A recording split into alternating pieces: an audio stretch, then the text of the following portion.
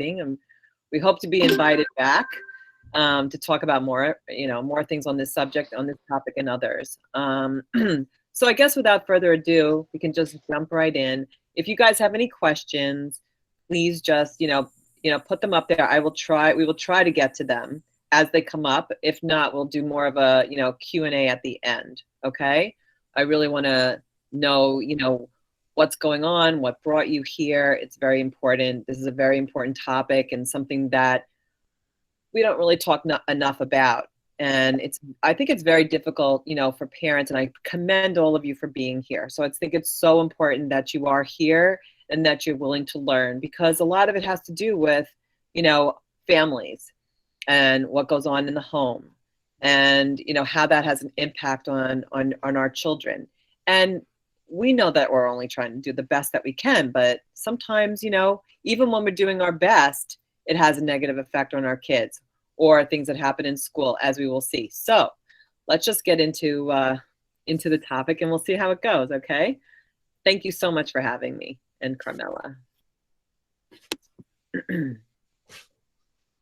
So everybody can see the first slide? We good, Sean? I just want to make sure. Yes? Yes, we are good. Okay, so as you guys can see from the picture here, trauma is expressed in symptoms and behavior. And I want you just to take a look at that, all right? Just take a good look at all the different things that we can see on there. Does that make sense? So the typical definition that we have for trauma is that it's an inescapable, stressful event that overwhelms people's existing coping mechanisms. That's what we see normally in people who are suffering from PTSD. But in children and teens, trauma occurs when children experience actual or threatened negative events, series of events, or a set of circumstances, okay? And that can happen in many different ways, all right, for a kid. And then the overwhelm is with the child's inability or lack of ability to cope effectively. So what causes child traumatic stress? There's many different things that cause it. It could be physical, emotional, sexual abuse, sometimes neglect or abandonment, moving, divorce, family dysfunction. And then we have the basic ones like, accidents, like automobile accidents, serious injuries, violent acts, being able to, even just watching on TV what's happening in our country right now can be traumatizing to children, because there's a feeling, an underlying feeling of not having any type of control, okay? Feeling powerless, feeling helpless. So, as it says here, a child's temperament and prior exposure to trauma, as well as a range of risk and protective factors, including the kind of support the child has at home and from other adults, may influence whether a child will experience ongoing difficulties. That's really important statement, because we're the ones that can provide the repair for our children when they've experienced traumatic stress. And the same thing with our teachers, right? So it's like, it's wonderful that Wheelie is doing this and, giving you guys the information to understand what's happening, because all too often we overlook the signs of traumatic stress in our kids and we see them as behavioral issues because they present differently in children than they do in adults.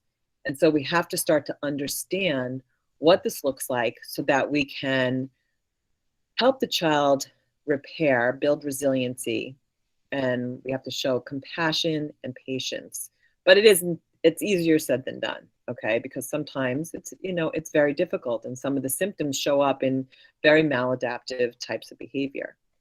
So let's take a look at this one. And this is the impact of childhood trauma. I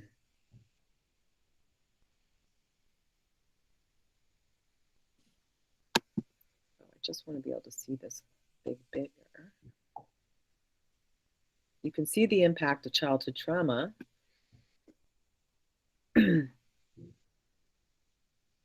how it goes through so many different areas.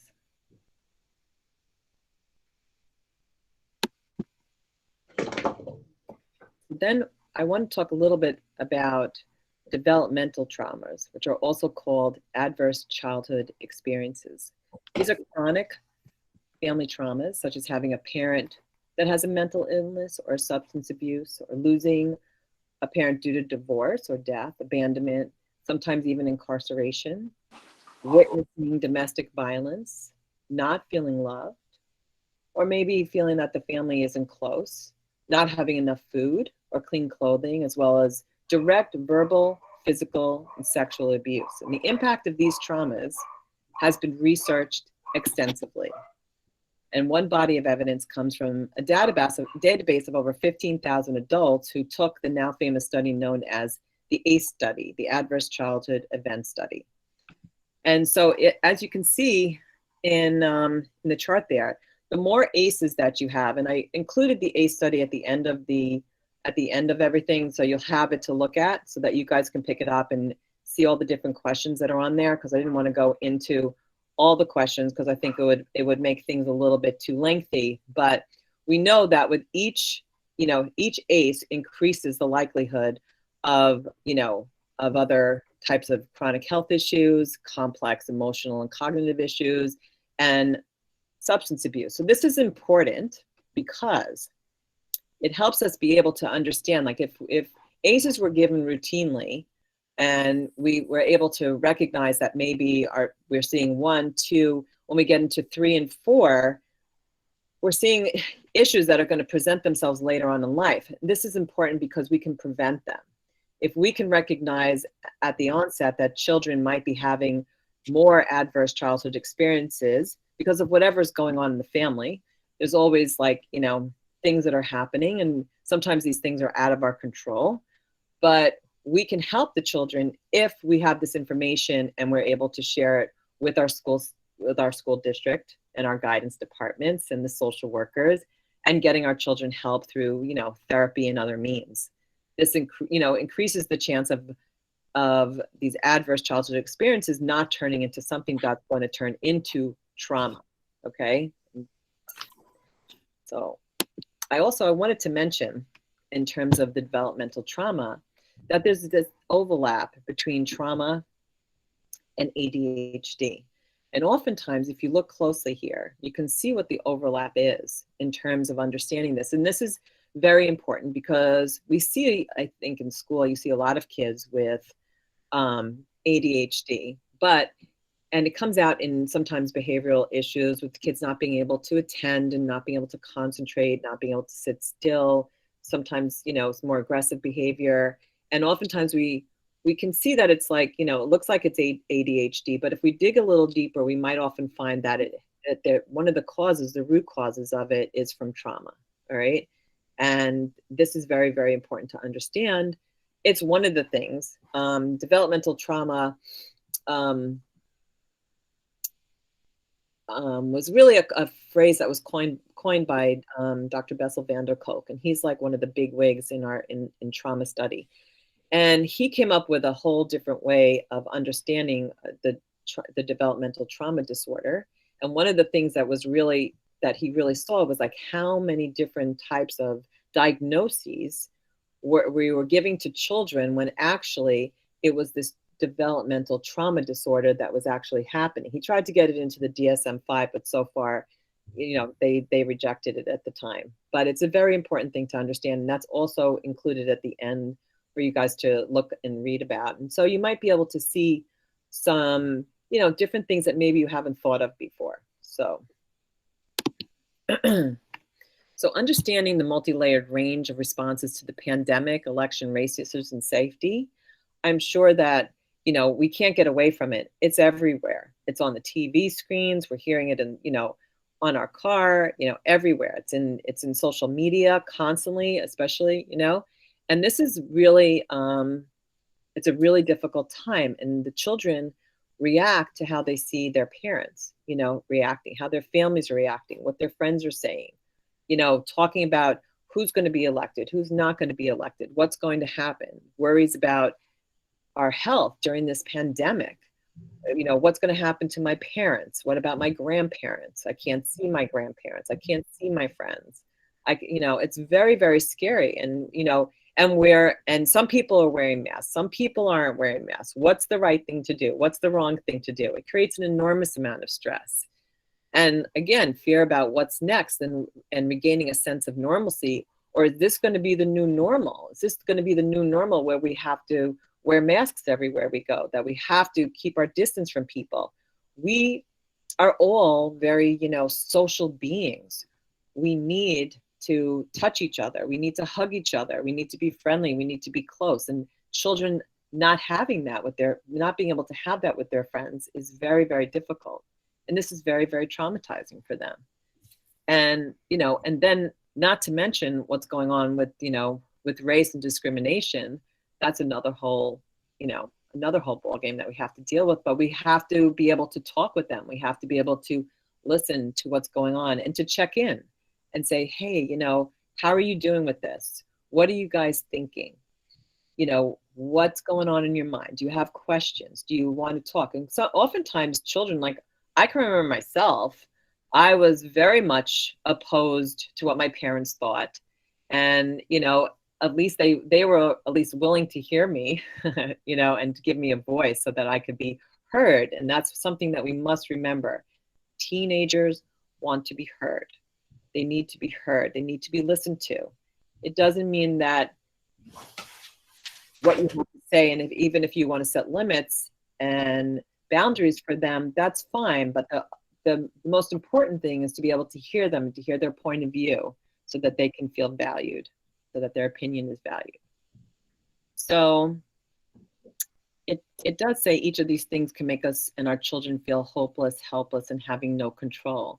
And that is one of the things that I find in my work, in my practice, because I do a lot of work with people who have been traumatized, sexually, emotionally, verbally, since they were, children. And I find that is one of the biggest themes, that having no control is the thread that runs throughout their life.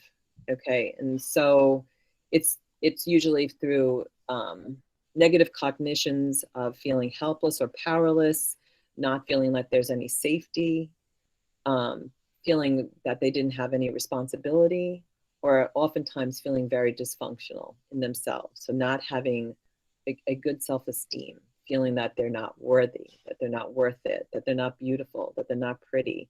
All these different things have a definite impact and can really cause a lot of trauma.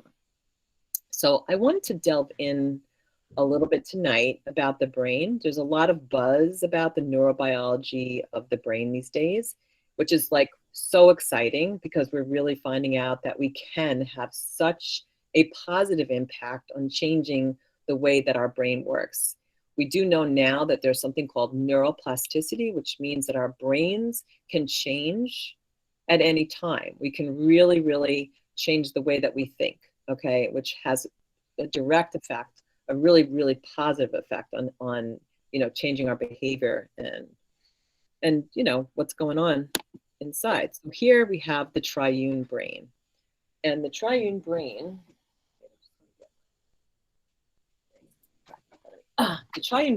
is divided into three brains.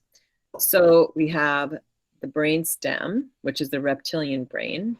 We have the limbic system, which is our mammalian brain. And then we have the frontal brain, which is our cognitive brain. This is what we call our human brain. Okay, so it starts here, and we have the limbic brain, and then we have the prefrontal cortex.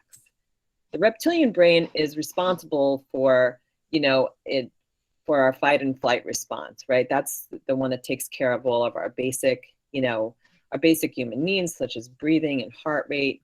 In our limbic system, it goes more into our emotions and memories. This is where it's held. And you see on the right over here, this little thing called the amygdala.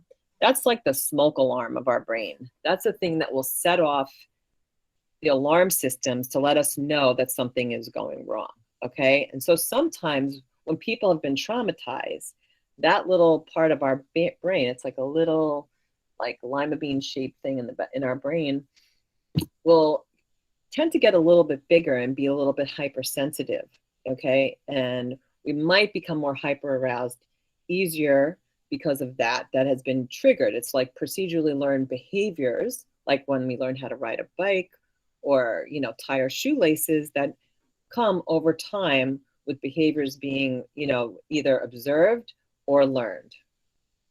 So in the Triune Brain, I'm just trying to see if I could bring this back to me.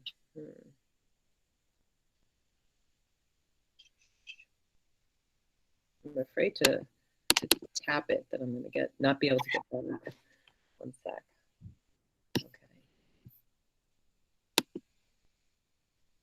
All right. So what I'm going to do now is I'm going to show you like a little video so you can understand the brain a little bit better. Experience of parenting and the hand model. Just to confirm, does everybody have audio? Yes, Okay, we have audio. Perfect. Of the brain that I use to teach parents is very useful to understand that.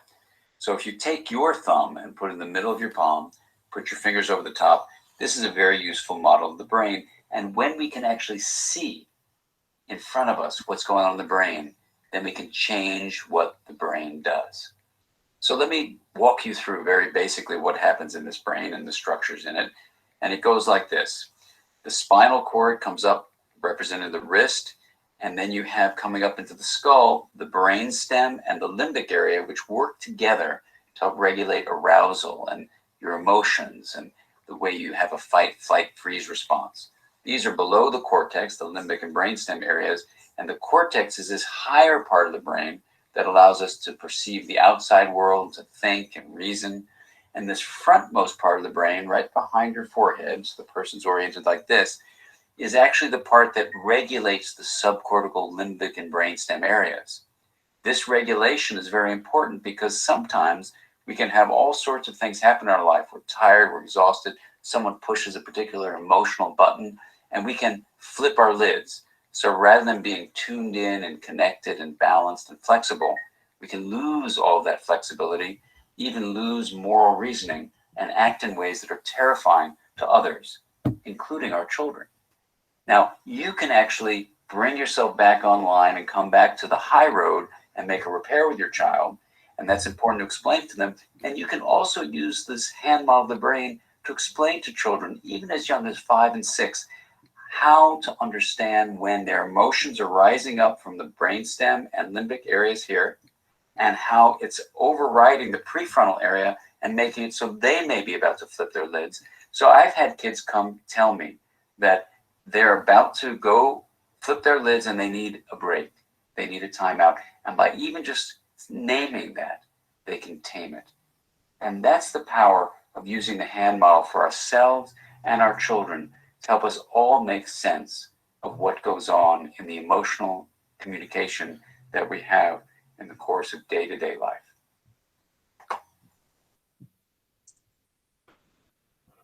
Thanks, Sean. That was great. Yeah, so it's really important that we name it to tame it, okay? Because I have found that the more that I'm able for myself, even when I'm feeling frustrated or angry or really, you know, about to lose it, I will say, hey, I'm feeling, with an I statement, I am feeling really frustrated right now. And I think I'm going to need a couple of minutes to get myself together. And when I see with my child that they're having like a problem, I'll say, hey, I can see that you're having some difficulty right now. I can see that you're really, really frustrated or angry. How can I help you? Is there something that I can do to make this better for you?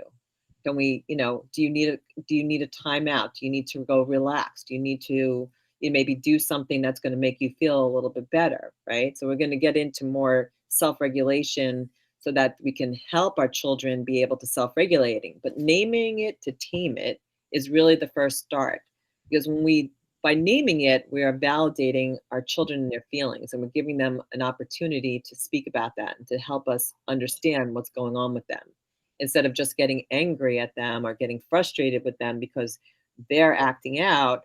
We have to recognize that maybe they're acting out because they really don't have any other way to express themselves appropriately. And so we're going to try to help them understand that we can listen, even if we don't want to listen, because sometimes we don't, and sometimes it's difficult. And I'll say that, you know, if I can't listen, I'll make them aware. It's very important that we become aware of how we're responding to stuff and how triggered we are, you know, because if we can understand, we all come from our own, you know, families, our families of origin, with things that make us feel a certain kind of way. We get triggered from things, our thoughts, from our emotions and feelings, from, you know, our five senses, sometimes from body sensations. Sometimes we don't really understand where it comes from, but we can have a reaction that we're really not sure of. This is, you know, all part of what happens when people are experiencing trauma. They don't understand where it's coming from, but they all of a sudden are having a very visceral type of reaction. And so when we see this in our children, we want to be able to stop and just say, okay, hey, I see something else, something's going on here. And depending on your relationship with them, the more that you're consistent with being able to stop and listen, the easier it's going to be for them to be able to talk to you and to be able to trust that they can have this conversation with you. Can we move to the next slide, Sean? Is it still there?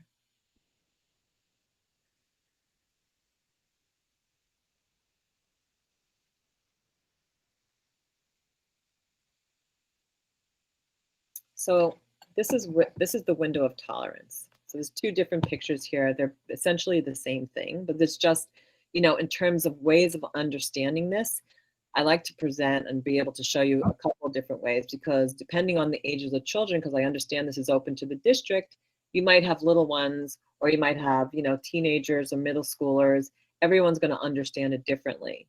So I would guess the one on the left is a little bit more appropriate for age, you know, elementary school, you know, kids. And then for the, you know, for the teens and whatnot, and for yourself, I'd like you to look at the window of effective tolerance. We're always talking about the window of tolerance. Well, I'm always talking about the window of tolerance, okay?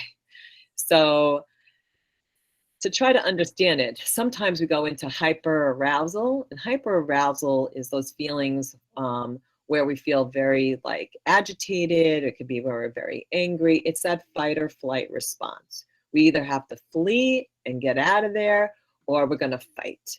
You know, we're going to go at it. Okay, so it's agitation. It can come out as a freeze, but it could be like very tense. You can feel your body tensing. You could feel like your you know, your teeth clenching, hands clenching.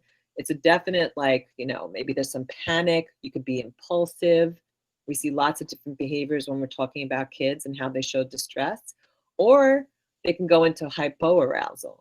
Hypoarousal is, you know, more where they're kind of checked out, where they can become dissociative, or where they can just go into a shell. It's more of a retreat where you might tend to see them isolating, going into their rooms, lying down, needing to sleep too much. You know, it's a shutdown.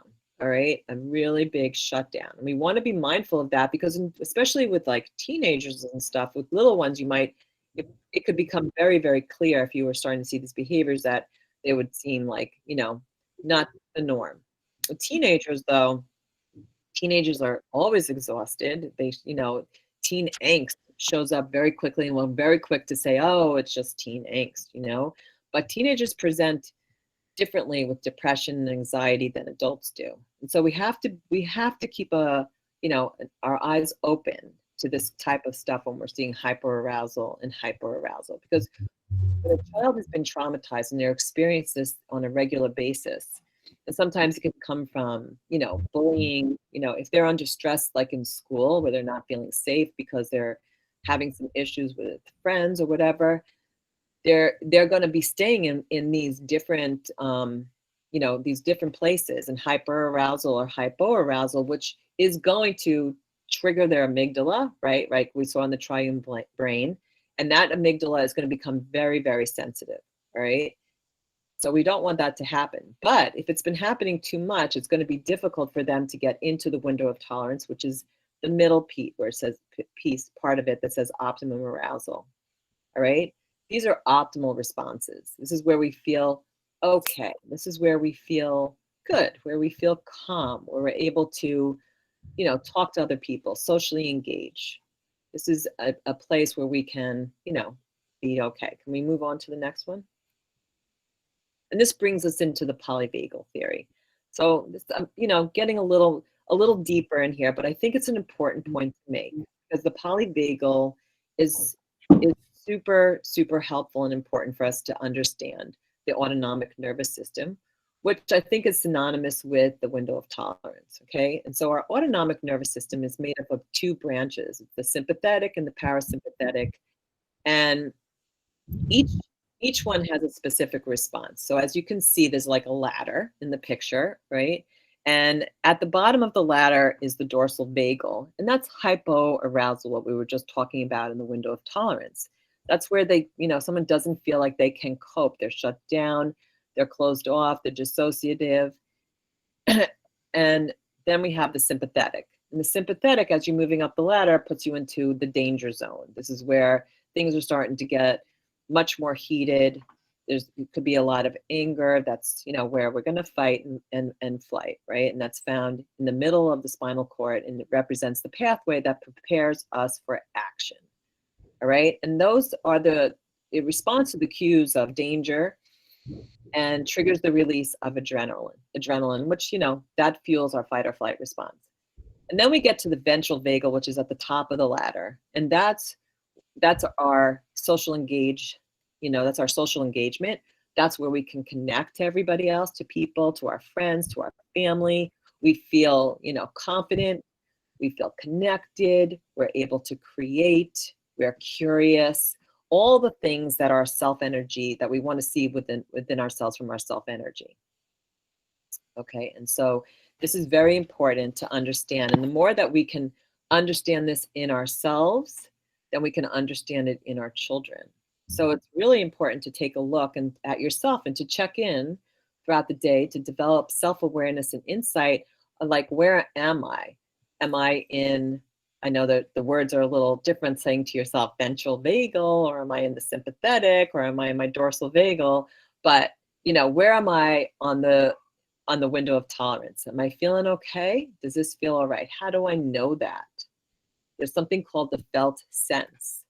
And if we have a felt sense of feeling okay, that's a really nice feeling that we want to be able to be mindful of. We want to be able to pay attention to this, because this will help us be able to tolerate and cope with all the different things that life comes at us. And then the best part is that we are modeling this for our children, because that's how they learn resilience. We'll go on to the next one. I wanted you guys to hear what Stephen Porges has to say about the polyvagal theory, and he's the guy who identified this. So, our nervous system is functionally a triangle upside down. Get the point. This is the brainstem. I'm talking about the circuits that are being regulated in the brainstem that regulate our underlying state, percolate information up to the brainstem, and the brainstem, it literally is transmitting that information to higher brain structures, enabling access to different brain areas. So that when we're in safe states, we can access higher cortical functions, but when we're in dangerous states, those systems turn off and we're defensive. If we think of this triangle, and each time we get higher and higher, we have greater diversity of expression and outcome. So I'm talking about basically 3 states that provide a neural platform for great diversity of expression.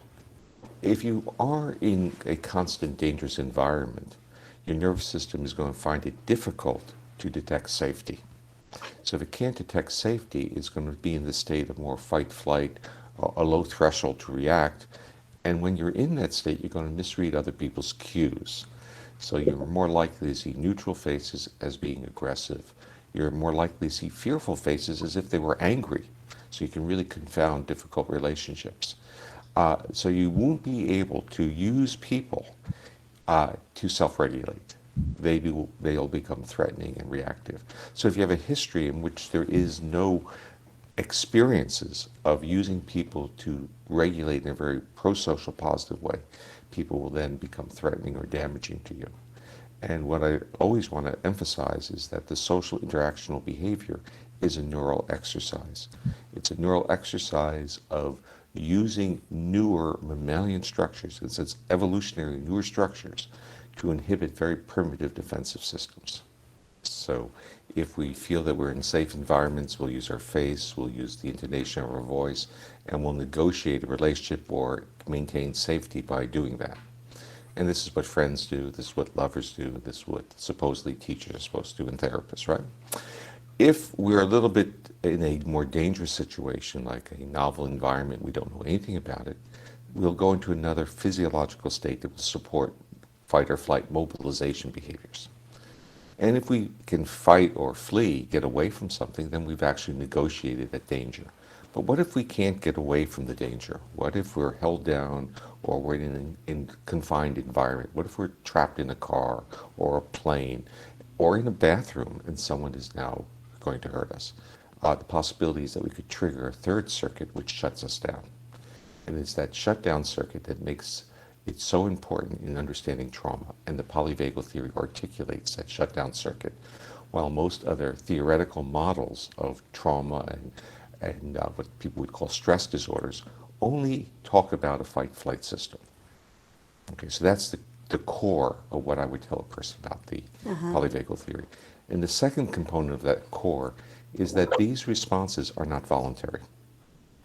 Our nervous system is picking up information in the environment and evaluating that information, not on a cognitive level, but on a subconscious, we want to bring back that term, but on a neurobiological level where we're picking up features of risk or danger.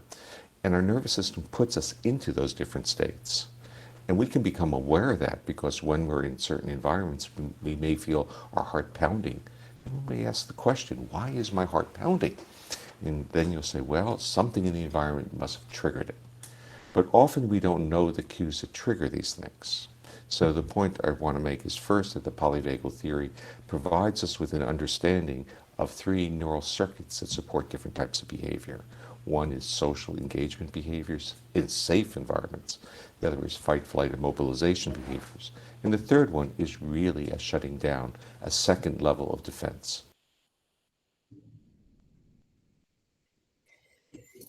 Okay, you want to go to the next one, Sean? So how do we treat traumatic stress in children? Okay, this is very, very important. And so as you can see here, that, we must create consistency, boundaries, limit setting for all age groups. And we think like sometimes it's easier, but the more that we're consistent with our children, the safer that they're going to feel. And that's how we promote safety and building routines and rituals. What are rituals? Having dinner every night, that's a ritual. Being able to at least spend some time with our children, doing activities or, being with them in their sports, going out with them and taking a walk, bike riding, all these types of things are very, very important for kids. We need to help them understand about stress management and relaxation skills to help them cope with distress and trauma reminders. And there's lots of different ways that we can do that. And we can do it through exercise and taking walks. We can also help them learn, how to breathe if they're in a stressful situation. Carmella, do you have anything you want to say about that? Practical ways of addressing the stress, Lori, is that what you're saying? Yeah, because Yeah. I know, Well, I mean, more about it with the what the gentleman that you just had on video was talking about is literally what everyone's going through right now. So, I mean, we're all in fight or flight. I mean, everyone, put your hands on your shoulders. Just feel the space around with the base of the skull. Everyone. I can't see everyone. This is the honor. Yeah.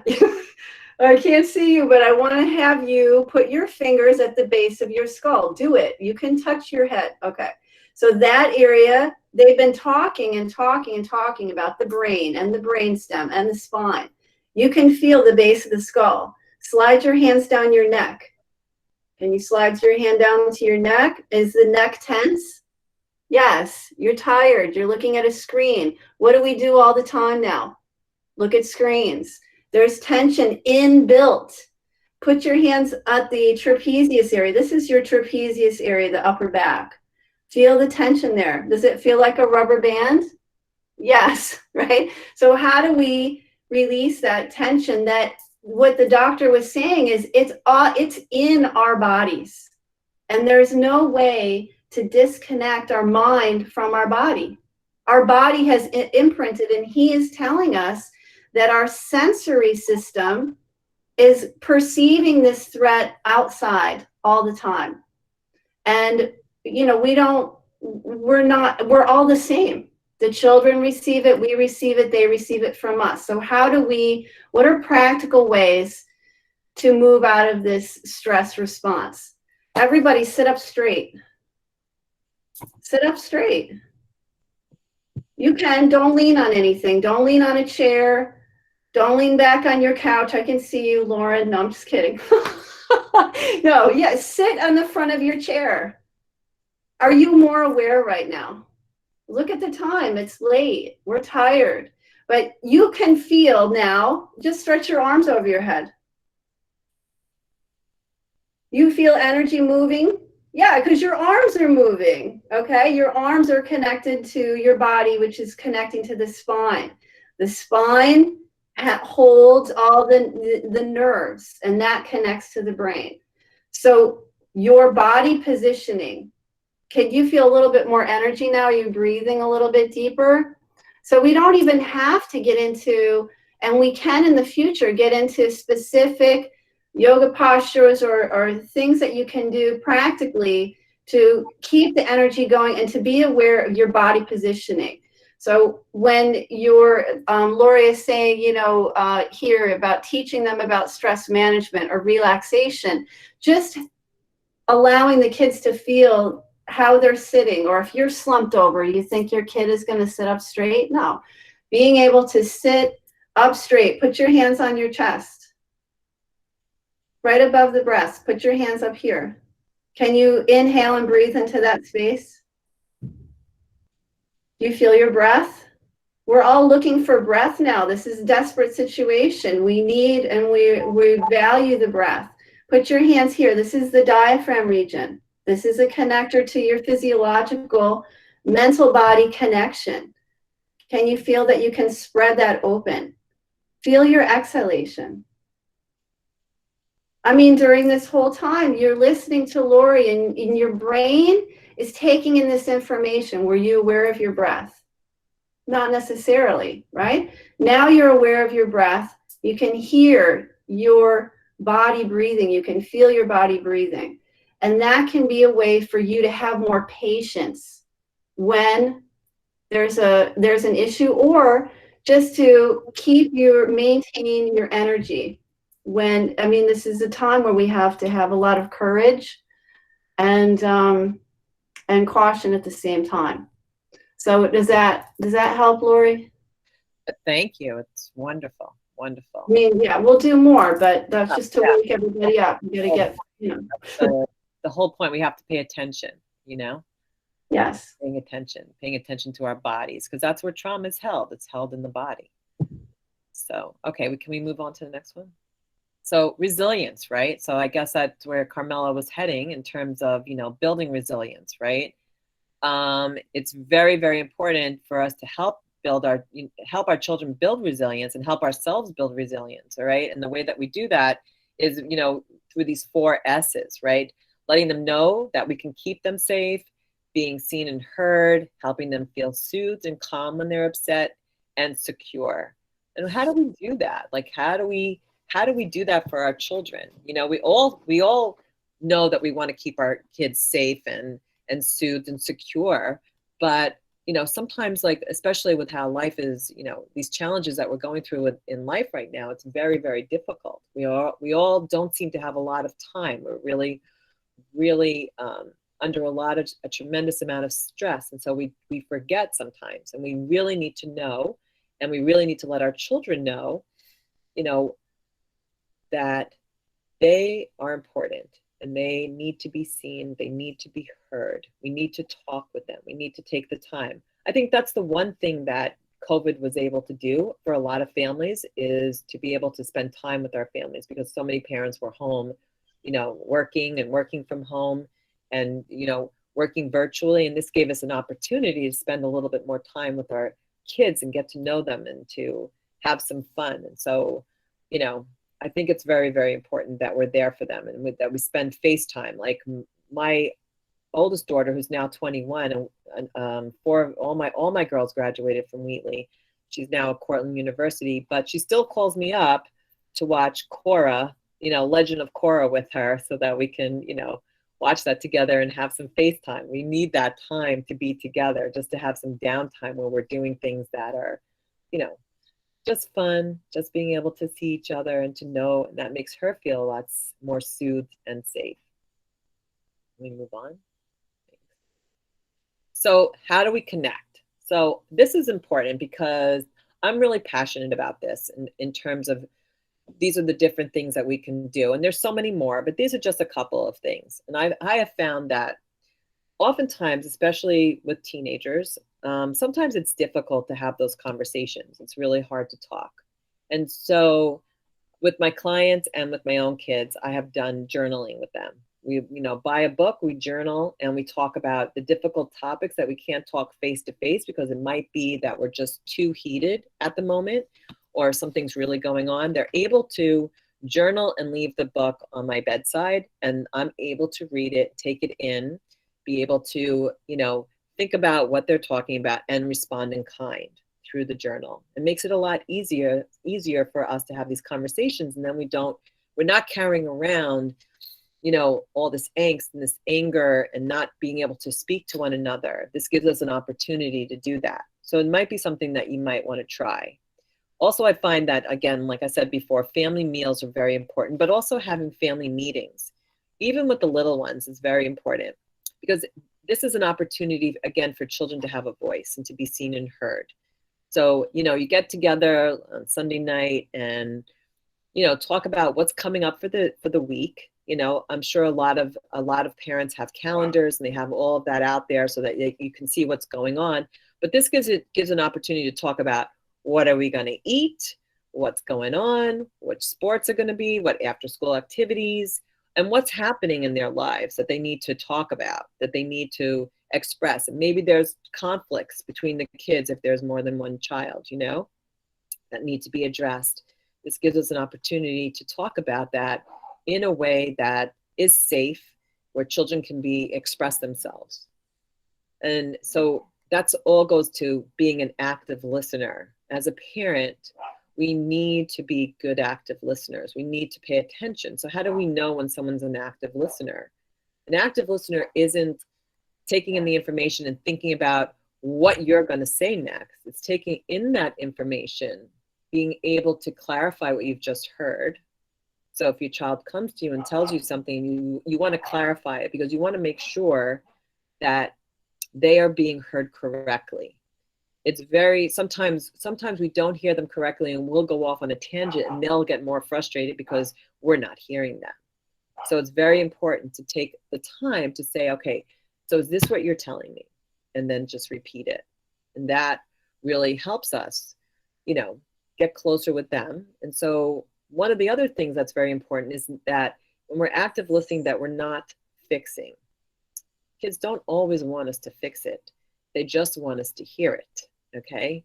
And when we try to fix it, that really pisses them off. And then they don't want to talk to us about anything anymore. So it's very important that we try not to fix. We can ask, do you need help with this situation?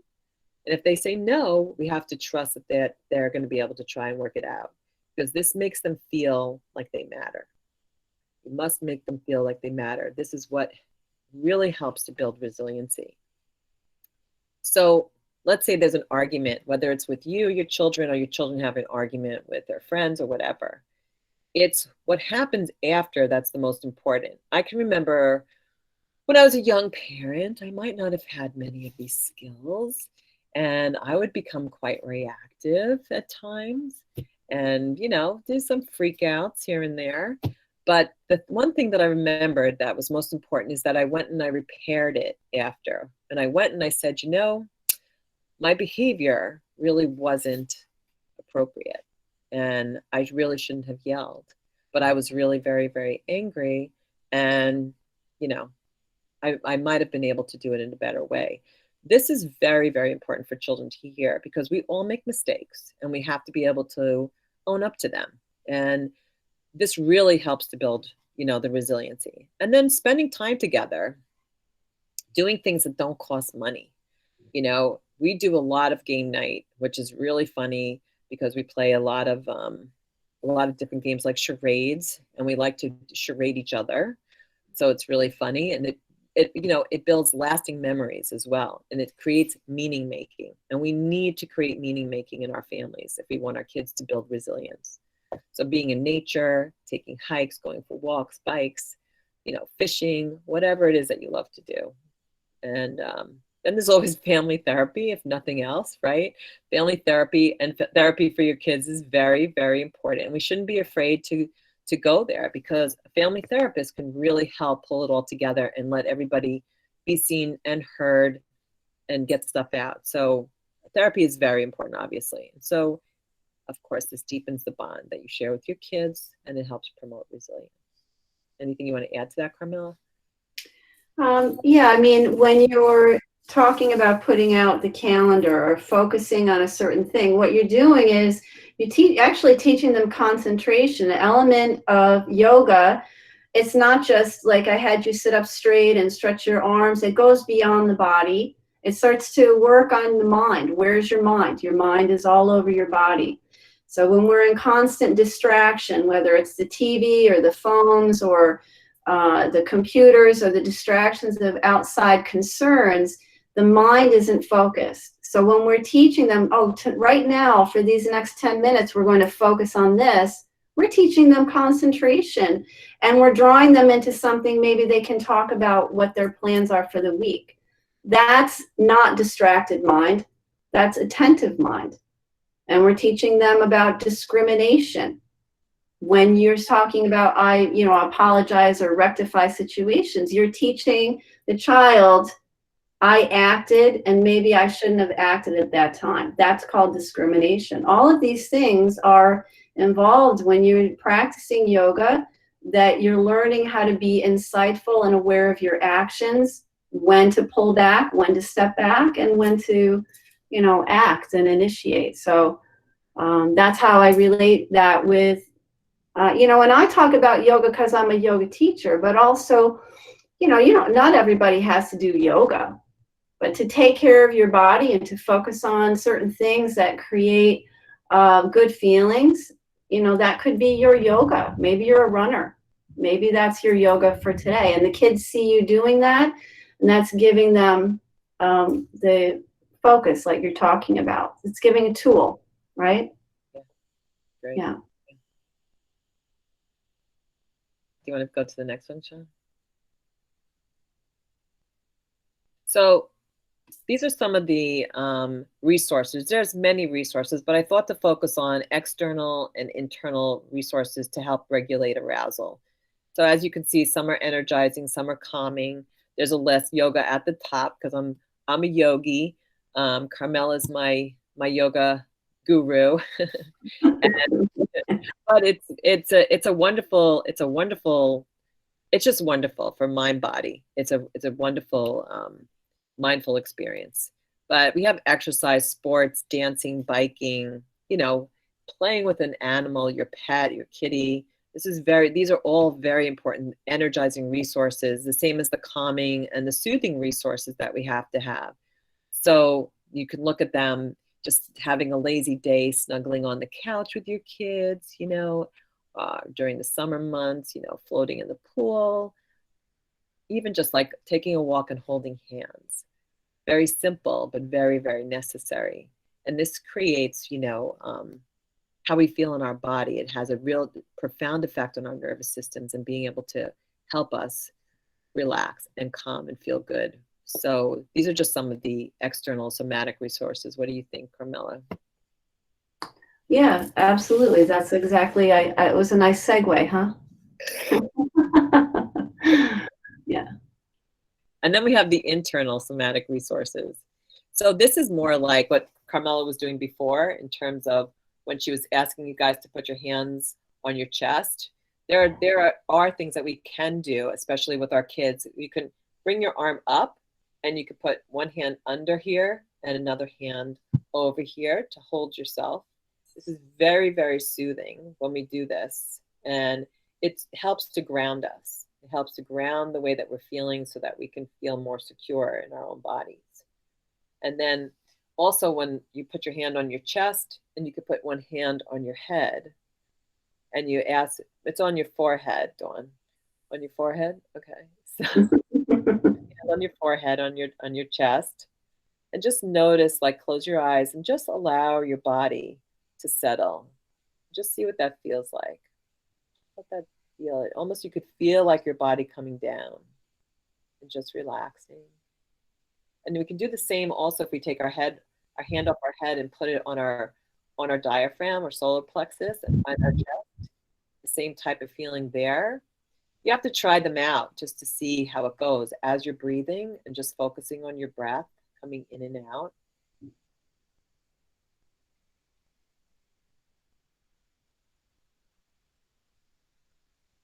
These are very soothing. I teach my clients a lot of times the 4 elements, which is earth, air, water, fire. And earth being a way to ground ourselves using our 5 senses. So we can look around and see what we can see, what we can hear, what we can touch, what we can smell, what we can taste. And then the air would be a breathing exercise like Foursquare. So it's a very easy one that you can do and you can teach your kids, and they can do it anywhere. So if they're in class and they're feeling stressed, or if they're home and something's not going right, it's just you breathe in for 4, you hold for 4, you exhale for 4, and you hold for 4. And then you keep doing it. You do that for like a minute, and it's great anywhere. And you'll start to notice that your autonomic nervous system will start to calm down, and you get yourself back into a ventral vagal state, or the window of tolerance, whichever one makes sense for you. Also rubbing your hands together. This is, oh, hi, kitty. Yep, petting a cat is also. This is very calming, very loving, and always wants to be on me. But it does help me calm down. And if you take the palm rubbing and then you put that, and nobody wants to touch their face anymore, but you're in your own house, so your hands are clean, okay? You take that and then you put that over your eyes. Just put your hands over your face. And let the warmth of your hands calm the eyes. Our eyes, this constant stimulation of the eyes, we have no idea that lowers your immune response when there's constant stress in the eyes. So if you take time and you just take time to calm your eyes and your nervous system, that will receive that message. So your eyes are your connection to the brain, right? So that's another way to connect those things that Lori's talking about. Go ahead, Lori. All right, go ahead, Sean. Okay. Here you go. Well, I've been bringing that through the whole time, that you can't, there's no split between body, mind, and spirit. It's constantly functioning, and we're unaware of it because we become disconnected. I mean, we have this sense that what we are feeling is reality, but actually what reality can be is that moment when Lori was having you focus on your breath, or when your eyes were calm and your eyes were closed and you were within yourself. That's reality. External, constantly being distracted, that's reality, but it doesn't have to be. That's not something that you can control. You can control who you are, how you're reacting or not reacting. You can't control the outside world. So that's why these important things, doing yoga, practicing things that help you to connect with the physical body and your mental state, you can teach your kids that so that you can be within yourself in times of crisis. We can move on to the next one. And that's how you heal, when you are moving out of that constant sympathetic stress, or the stress response. So again, if you read through here, connection with the body and the mind, being aware of signs of stress. Please be aware during the day of taking some deeper breathing. Be aware of tension in your neck and your jaw and your eyes. Be aware of these things, and then you have some control over it. And if you don't take care of it, it can turn into psychosomatic issues, hypertension, diabetes, all of these things. They don't just come from what you eat, they also come from your inability to control your stress response in your body. And then we can move on to the next one. What's next? Anything? And practicing helps us to reflect and to be honest with ourselves. And when you're listening to yourself and you're listening to your children, mental stability, what is that? It means that you can be courageous and keep going on in life. And that's a good skill to teach children. I honestly think that we should open up and have people ask some questions, and we might be able to help more from there, Lori, but you be the judge of that. No, I agree. Let's do it. If anybody has any questions, please put them up into the chat. And if not, we're going to start doing some yoga.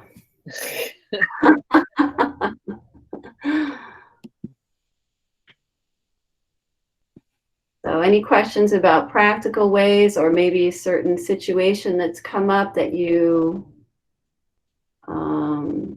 are wondering about how you can address it?